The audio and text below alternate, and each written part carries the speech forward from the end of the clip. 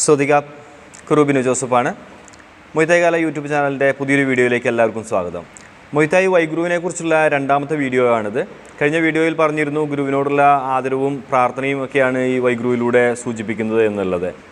ആ വീഡിയോ കാണാത്തവർക്കായിട്ട് അതിൻ്റെ ലിങ്ക് ഡിസ്ക്രിപ്ഷനിൽ ഞാൻ കൊടുത്തിട്ടുണ്ട്. അപ്പോൾ അതുകൂടി ഒന്ന് കണ്ടുവരികയാണെങ്കിൽ ഈ വീഡിയോയുടെ കറക്റ്റായിട്ടുള്ള രൂപം നിങ്ങൾക്ക് മനസ്സിലാവും.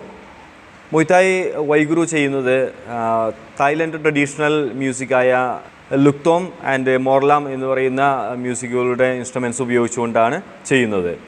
വൈഗുരുവിന് തായ്ലൻഡ്, കംബോഡിയ രാജ്യങ്ങളിലെ രാജസന്നിധിയിൽ അവതരിപ്പിക്കുന്ന ക്ലാസിക്കൽ കോം ഡാൻസും അതേപോലെ മൊയ്തായുടെ തന്നെ വെപ്പൺസ് ഉപയോഗിച്ചുകൊണ്ട് ചെയ്യുന്ന ഒരു പാർട്ടാണ് ക്രാബി ക്രാബോങ്. ഇതിൻ്റെയൊക്കെ മൂവ്മെൻറ്റ്സുമായിട്ട് വളരെ സാമ്യമുള്ളതാണ്. 1774 മൊയ്തായുടെ ഫൗണ്ടർ ഓഫ് മൊയ്തായ് എന്നറിയപ്പെടുന്ന നായ്ക്കനം തോമാണ് വൈഗുരു ആദ്യമായിട്ട് പ്രദർശിപ്പിച്ചത് അല്ലെങ്കിൽ ചെയ്തത് എന്നാണ് ചരിത്രങ്ങളിൽ രേഖപ്പെടുത്തിയിട്ടുള്ളത്. ഈ ഒരു കാലഘട്ടത്തിൽ മൊയ്തായ് വൈഗുരു ഒരു മത്സര ഇനം കൂടിയാണ്. 1994 തായ്ലൻഡ് ബാങ്കോക്കിൽ നാഷണൽ സ്റ്റേഡിയത്തിൽ വെച്ചിട്ടാണ് വൈഗുരു ആദ്യമായി ഒരു മത്സരമായിട്ട് ചെയ്തിട്ടുള്ളത്. വൈഗുരു ചെയ്യുന്ന സമയത്ത് മൊയ്തായുടെ ട്രഡീഷണൽ ശൈലിയായിട്ടുള്ള മോങ്കോളും പ്രജിത്തും നിർബന്ധമായിട്ടും ധരിച്ചിരിക്കണം. സ്വയം ആത്മവിശ്വാസം കൂട്ടുന്നതിനും എതിരാളികളെ മാനസികമായി പ്രതിരോധത്തിലാക്കുന്നതിനും മത്സരത്തിന് മുമ്പായിട്ട് വൈഗുരു ചെയ്യുന്നതിലൂടെ നമുക്ക് സാധിക്കും. ഓരോ വൈഗുരുവിനും ഓരോ തീമുണ്ടാവും. കൂടുതലും ബുദ്ധമത വിശ്വാസവുമായി ബന്ധപ്പെട്ടിട്ടുള്ള തീമുകളായിരിക്കും വൈഗുരുവിൽ ഉണ്ടാവുക.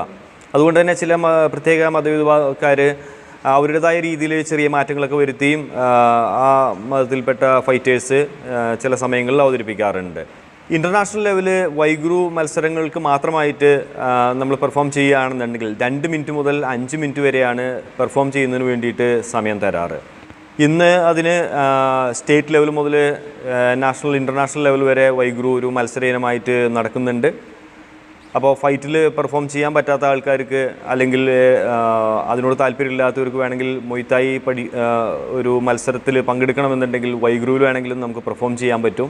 മൊയ്തായെക്കുറിച്ച് കൂടുതൽ അറിയാനും കൂടുതൽ പഠിക്കുന്നതിനുമൊക്കെ വേണ്ടിയിട്ട് നിങ്ങളുടെ തൊട്ടടുത്തുള്ള മൊയ്തായ് കോച്ചസിനെ ബന്ധപ്പെടുക. കൂടുതൽ എന്തെങ്കിലും അറിയാനുണ്ടെങ്കിൽ എൻ്റെ നമ്പർ ഞാൻ ഡിസ്ക്രിപ്ഷനിൽ കൊടുക്കുന്നുണ്ട്. അതേപോലെ മൊയ്തായുടെ സർട്ടിഫിക്കേഷൻ കോഴ്സ് ചെയ്യേണ്ട ആൾക്കാർക്ക് അതിൻ്റെ ഡീറ്റെയിൽസ് ഞാൻ കൊടുത്തിട്ടുണ്ട്. താല്പര്യമുള്ളവർ ഡീറ്റെയിൽസ് വായിച്ച് നോക്കിയതിന് ശേഷം വാട്സപ്പിൽ കോൺടാക്റ്റ് ചെയ്യുക. സ്വദിക.